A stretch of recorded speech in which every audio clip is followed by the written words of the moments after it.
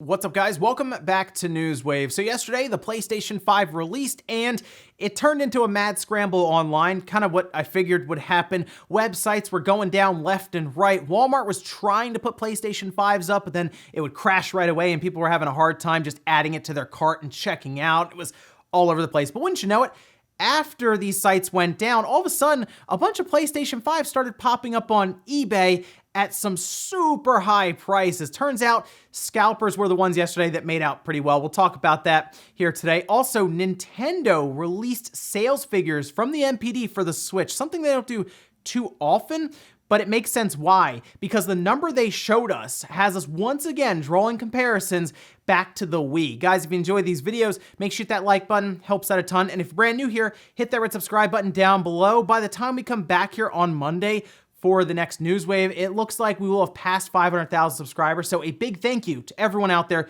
who has subscribed down below. We'll look to doing a giveaway or something to maybe commemorate the milestone. Guys, today we're gonna start with Ghost of Tsushima, which is one of my favorite games of 2020. Absolutely loved playing through this. For me, a spiritual successor to Tenchu and Way of the Samurai, and completely worth picking up, especially if it is on sale around you for Black Friday and you're out looking around at some games. Absolutely pick that one up, especially with the multiplayer that's just come out. But turns out it's been very successful for Sony and Sucker Punch. We can see here, it says Ghost of Tsushima sales have passed 5 million worldwide. According to Sony, that makes Ghost of Tsushima the best-selling new IP in the PlayStation 4 era. So yes, we had to go through a few stipulations there to get to the end, with Ghost of Tsushima being the best-selling, but that is a good sign for, one, the Ghost of Tsushima franchise. Maybe we get a sequel, a second one. Maybe they take this formula, pick it up, and go to another era or point in time and try to do something there. Or maybe Sucker Punch just gets to do something else that they really want to do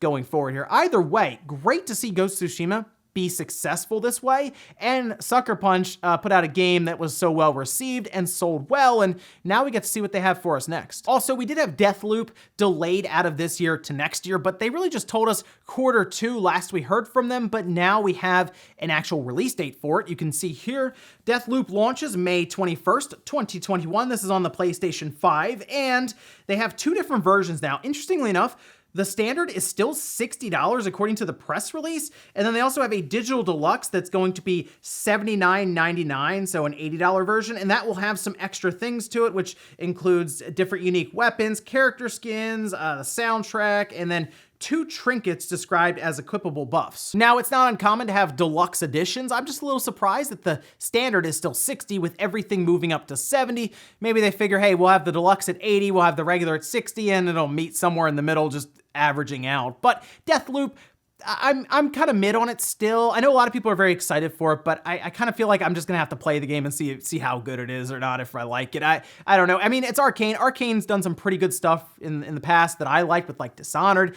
Bethesda's publishing it. Remember, this is a game that was promised to Sony and the PlayStation 5 before Microsoft made the agreement to buy ZeniMax and in turn Bethesda, and that will go in full effect next year. So who knows, maybe Deathloop ends up being a timed exclusive for the PS5. Still a lot of questions around the exclusivity for it, but as far as we know now, it is just a PlayStation 5 game coming out next year. Oh, and we did have some early reviews, really just one for Demon's Souls. I played a little bit of a couple of hours yesterday after I did that unboxing on the channel, put that up last night for the PlayStation 5. So if you want to see that, go check that one out. But I did play a little bit of Demon's Souls, and so far I am enjoying it. It does still feel very much like Demon's Souls from the PlayStation 3. It looks really good. And if you have it in performance mode, it is a very clean 60 frames per second, which is amazing, super responsive, great.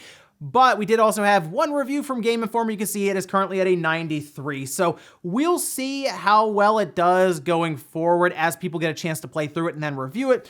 It sounds like this game went out to reviewers like the day before the PS5 came out. So it's, unfortunately, I think it's like Demon's Souls, if I remember right, was like a 25 to 30 hour game. So we're gonna have to probably get into next week before most of the reviews are out, but I do expect this to be one of the higher rated, we'll say, PS5 games. Even though it's kind of a young library now, you'll probably see Demon's Souls right at the top. And guys, with some of the quick news out of the way, let's get into the bigger stuff. Let's start right away with the PlayStation 5 yesterday. It was It was mayhem. Really, it's already been a strange year, but now we're to the point where we're trying to sit in line, so to speak, online and get these systems. And it's very difficult with bots and all these things really flying around out there, hitting these websites with immense amounts of traffic as soon as these things go live. But throughout the night leading up to yesterday morning, several places, Sam's Club, Target, Best Buy, all these places started listing different systems, and some of them came up, like Target as an example, came up as pickup in store if your store had some in stock, and actually kind of worked out. I got a PS5, Demon's Souls, Spider-Man, all of that. But if that didn't work, Walmart said, okay, 12, 3, 6, and 9 p.m. Eastern, we'll go ahead and we'll post some. Unfortunately, every time they did, Walmart just crashed. Like, that was it. As soon as it went to like 12:01, it crashed, and then it came back and everything was gone. And a lot of people I saw online were kind of just left like looking around, unsure as to what just happened, because a lot of them had them in their cart and then they were just gone as they were trying to check out, even if they had their info saved. And wouldn't you know it, right away, a ton of PlayStation 5 systems started popping up on eBay. So a lot of people are thinking, yeah, we were trying to order online, and bots just kind of rolled in, sniped a lot of these systems out of our carts, and then they just got flipped immediately on eBay. And you know what? eBay is covered with PlayStation 5s, but the demand is through the roof. So what does that mean? Take a look for yourself here. It means a lot of PlayStation 5 systems are at minimum $1,500, and they're not just sitting there at these prices. I mean, we're seeing like $1,900, $2,000, $1,600, $1,700. They're all selling. Like, some of these people have 10 to 12 PS5 systems right now that have obviously gathered them up to then resell them, and they're selling them at 3 to 4 times the asking retail price for the system in stores. It is getting out of control, I would say, at this point for the PS5. I think right now there is that feeling of just missing out, right? Fear of missing out. That's what's happening right now with the PlayStation 5. But I will tell you this, it sounds like Sony is working to restock going into next week. I think the best spot now to look towards, because we can't trust Walmart or Target even, or Best Buy, any of these places that really don't account or even care that bots are buying these things from them. It's not gonna work easily. The best place to look is Sony's own site where they're doing the Sony Direct, because from what I have seen, people who managed to get a PS5 from there yesterday, they put you in a line, you kind of just sat in a queue, and when it was your turn, you, I guess, walked into a virtual store essentially and got a chance to reserve your different items. It sounded like they were offering 1 or even 2-day shipping, depending on where you are located in the world, for PlayStation Network users, PlayStation Plus, I guess, users.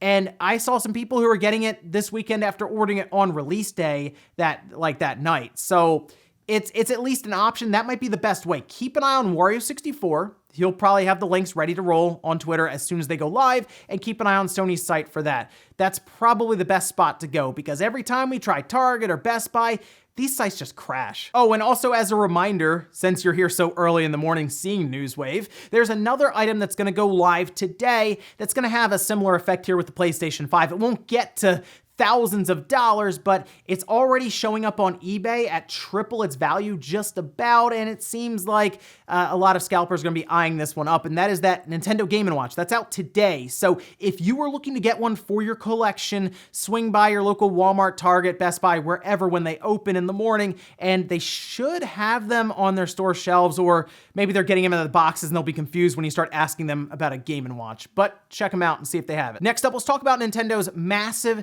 sales in October, because they did something a bit interesting here. And it could be because we have new consoles coming out with the PlayStation 5 and the Series X this week. Nintendo wanted to remind everyone that the Switch was still selling very, very well, because they gave us hard numbers for the NPD, and that's not something that normally happens, but they decided to put it out there in a press release. We can see it here. With growth of 136% when compared to the same month in 2019, the Nintendo Switch family of systems saw its strongest October sales yet, with more than 735,000 units sold between Nintendo Switch and Nintendo Switch Lite in the US. According to numbers provided by NPD, the October 2020 sales of Nintendo Switch are the second highest October sales of any video game console in history, only outdone by the 807,000 units sold of the Wii system in October 2008. That's right, we have to go back 12 years to the Wii's heyday to find the last time a system sold better than what the Switch just did in October. I mean, if you look at it, according to Nintendo, they have held the top spot of the NPD for 23 consecutive months. The Switch is on a roll right now, and I've said before, I think it will outsell the Wii, and it seems like more and more evidence here is mounting. We're talking about the Wii's 2008 October. That was when the Wii hype was at an all-time high, and you couldn't find one of these things anywhere. Nintendo couldn't make them fast enough. You would call a store like GameStop, and they would answer the phone. They would say, "Thank you for calling GameStop. We have no Wiis. How can we help you?" Because they just got phone calls all day long about the Wii. I was there, and yeah, that's what would happen. Every call, "Do you have any Wiis? Do you have any Wiis?" And they got up to like hundreds and hundreds of dollars over asking price, over retail price on different sites online like eBay and others. So it was kind of out of control for the Wii then, and we're comparing the Switch to that. So the big question is going to be, now that we're in November, new systems are here, will the Switch be able to make it 24 months in a row when it comes to the NPD? We'll see about that one, because the PS5 is super hot right now, but it seems like stock is struggling a bit. I mean, they're selling out of everything. Will they be able to eclipse over 700,000 units in a month in the US? I kind of feel like they will, but how long will that last, especially as we get into next year, when I think that Nintendo will have a fairly strong year in terms of releases, and Sony probably will too, so it's up to Microsoft on their end, but it's going to be very interesting now that we're done the tail end of the PS4 and the Xbox One, and we're getting into new systems from them. But you never know, Nintendo could have something, a bit of an ace up their sleeve. Maybe they have that revision ready to go next year to get the Nintendo hype train going again into some big releases like Breath of the Wild, Bayonetta 3. Maybe we hear more about Metroid Prime 4 next year. Exciting stuff coming up in 2021. Next up, let's move over to the Famitsu Sales charts, because this is going to be the last week that we see before the PlayStation 5 and the Xbox Series X start showing up on these charts. And I want to revisit Pikmin 3, because now we have a week or so in the books here for Pikmin 3, and there was a lot of confusion, a lot of people who were unsure about how good Pikmin 3 was selling. Well, we could take a look at the charts here, starting with Pikmin 3 at the top. That's right, it's held the top spot there, 67,925, with a total sales of 239,274 units so far in Japan. That is pretty good for Pikmin 3 Deluxe. I don't think you have to worry too much about that game anymore in terms of sales.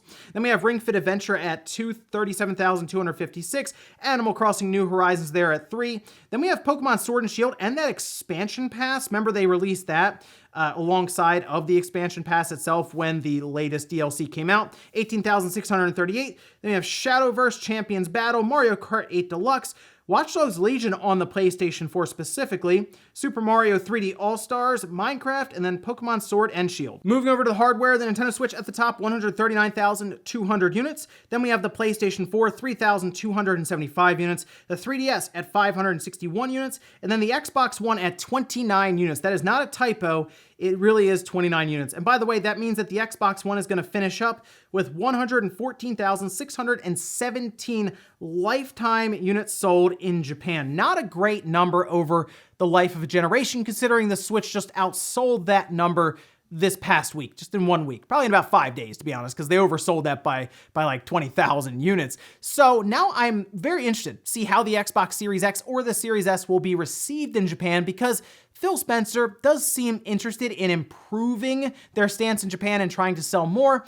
I don't think they could do much worse than this. And hey, next week we'll find out how their initial sales are. Maybe we get an idea of their trajectory towards beating 114,000 units in a generation. They can't do any worse, like I said, so most likely they will. And then the PS5 will also be something to watch next week to see how that does in its first week.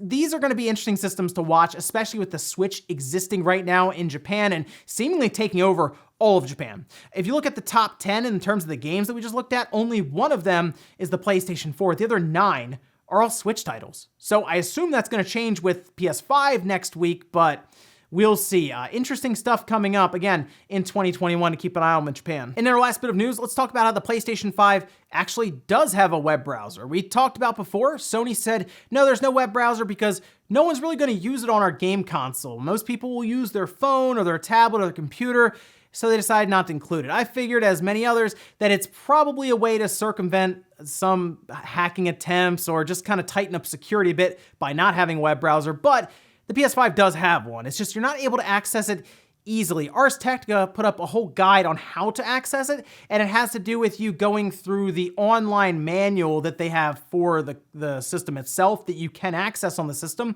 At that time, you follow links that will allow you to sign in to Twitter or just visit Twitter and then search around and click on different links that people have posted in their bios or have tweeted out. And after doing some tests, it's semi-functional. Like, it actually does work. It's not meant to do a ton other than what Sony needs it to, which is like browse as they show off the interactive manual that they have, or maybe payment processor portals. There are some legitimate things that they would use a web browser for and just not have you use it yourself to browse the web. So I feel like Sony is going to patch this pretty quickly. That would make like the first original firmware at least a way to access the web browser, but who knows, there could be some other slip-ups out there for accessing the web browsers, and I don't know if this is going to lead to much, but as we've seen in the past, that's usually how people end up hacking some of these systems, because you can point the PS5 or the PS4 or others at different websites that would allow you to exploit it and do other things. So we'll see if Sony pushes a security patch